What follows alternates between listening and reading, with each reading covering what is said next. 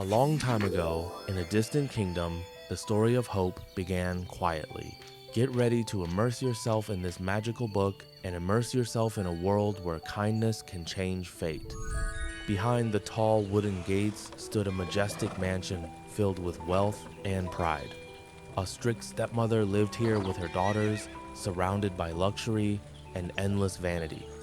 Through the shining corridors of the house walked the lady of the mansion with her two daughters, their steps confident and their heads held proudly high. But in the same house lived another girl, quiet and unnoticed. Her name was Lumina. She stood silently by a column, lowering her eyes as the others passed. Soon her steps carried her away from the bright halls and down into the kitchen. There, beside the old fireplace, Lumina knelt in the ash with broom and bucket. Day after day, she worked in silence, her hands covered in soot, her heart carrying a dream no one could see. Meanwhile, the lady of the house rested in comfort. My dear daughters, remember, we are meant for greatness. Of course, Mother. Everyone knows we belong among nobles. Far from the laughter in the grand rooms, Lumina finally rested beside the quiet fire. She placed the broom aside and sat on a small wooden bench. For a moment, she lifted her eyes toward the flickering light above the hearth. Somewhere deep inside, she believed that one day, somehow, her life would change. On the same day, the news came that was destined to change everything. A royal messenger arrived at the palace with a sealed letter from the palace. A grand royal ball will be held tomorrow night. Every noble lady of the kingdom is invited. The sisters gasped with excitement and rushed to dress up, and their mother smiled with satisfaction. Before the grand mirror, the sisters admired themselves in shining gowns, dreaming only of the ball and the eyes that would follow them. From the doorway, Lumina watched in silence, her heart heavy, knowing such beauty and joy were never meant for her. The sisters noticed her and exchanged amused glances. Look at her, standing there like a shadow. She truly believes she belongs among us. In that dress? At the royal ball? They laughed softly, while Lumina lowered her eyes, holding her silence. Suddenly, the lady entered. Still standing here? Useless girl. While others prepare, you waste time dreaming. Go now and do your work at once. Get out. Left alone once more, Lumina sat beside the quiet fire, her thoughts drifting far away to a place where she might belong. Then, suddenly, a soft golden light filled the room, growing brighter until it shimmered like stars, and from that glow, a mysterious figure appeared. Lumina froze in amazement. Who are you? Don't be afraid, my child. I came because I want to help you.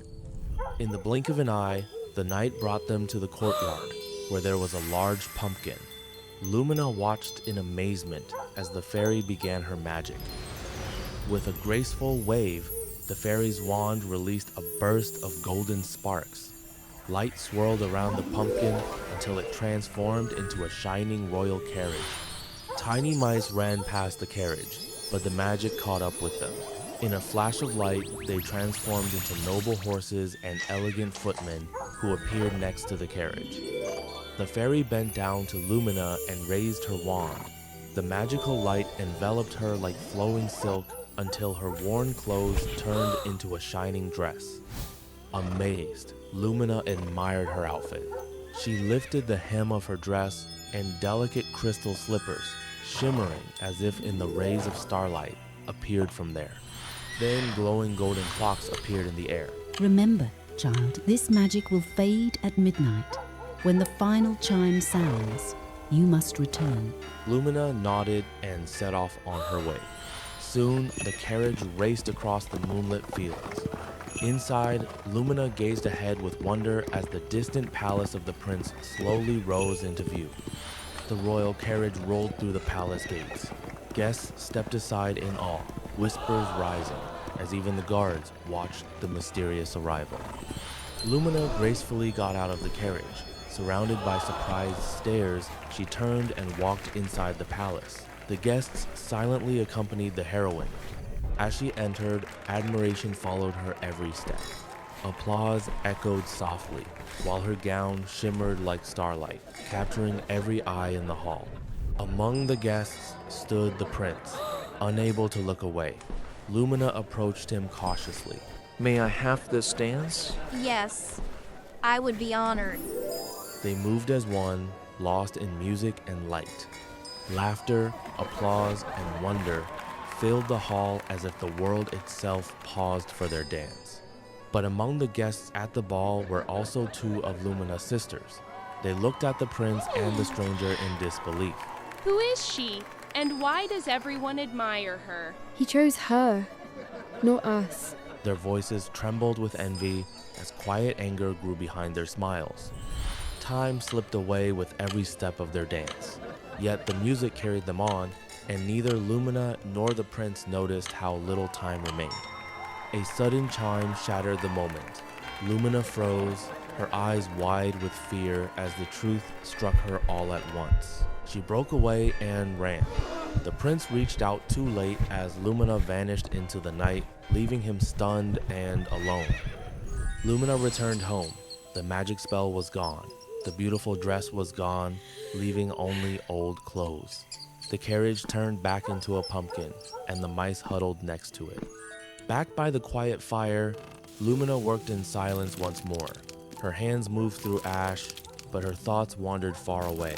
For one brief night, she had felt seen, chosen, alive. Now, only memory remained, glowing softly in her heart. Soon, excited voices echoed through the room. You should have seen her. No one could look away. The prince danced only with her all night.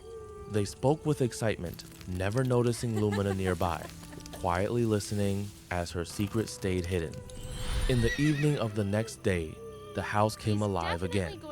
Mother proudly sent her daughters off, dressed even finer for the second day royal ball. Lumina continued to work, but suddenly a soft glow filled the room. You came back. This story is not over yet, my child. Fate rarely knocks on the door only once. Hope lit up in Lumina's eyes again, and the magic began again. Golden sparks returned, wrapping Lumina in light as her gown appeared once more. The fairy's wand spun through the air. Magic swirled, and the broke pumpkin and mice rose, transforming once more into carriage, horses, and loyal servants. As the carriage raced towards the palace, Lumina's heart was beating faster, because he was already very close. Back in the palace, their dance resumed as if no time had passed. Joy filled the hall, yet for the prince, only Lumina existed in that moment. But the magic trembled, fading with each passing second as the night reached its final breath. Fear returned. Lumina fled once more, her steps swift and desperate, while the prince followed, calling after her but never reaching her. She reached the carriage in haste, but in her escape, a slipper slipped away. The prince stopped, his eyes fixed on the fallen trace of her. He lifted the slipper gently as the carriage vanished into darkness. In silence, he knew he had lost her once again. With the slipper in hand, the prince lingered at the gates. His heart felt heavy.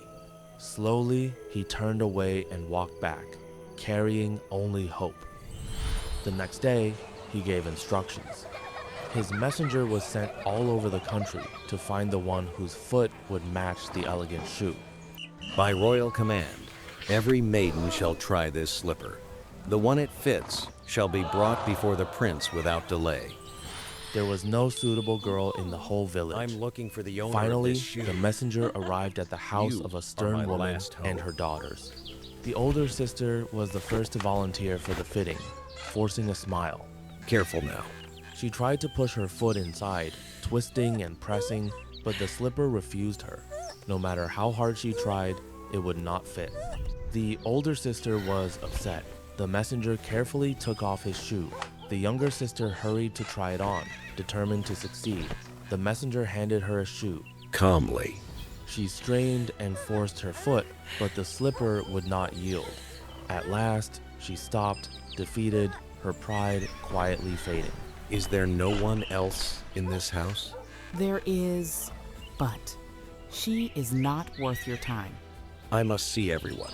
Reluctantly, the stepmother allowed it, though her eyes Let him revealed try it hidden on. displeasure. Lumina stepped forward quietly. The slipper slid onto her foot as if guided by fate. In that moment, the truth could no longer be denied. At last, I have found you. Please, come with me. Yes. She followed him, while behind her, envy burned in silence. From that day on, Lumina's life changed forever. What once was sorrow became a path leading her toward a destiny brighter than she ever dreamed. The carriage entered the familiar gate again. Lumina looked around in surprise, and her heart was filled with hope for the upcoming meeting.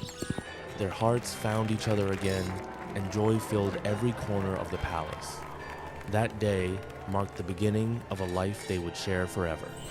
And so the tale reminds us, kindness, patience, and a brave heart can turn even the darkest path into a story worth believing in. If you enjoyed this story, tell us what tale we should bring to life next. Share your ideas in the comments and join our magical journey.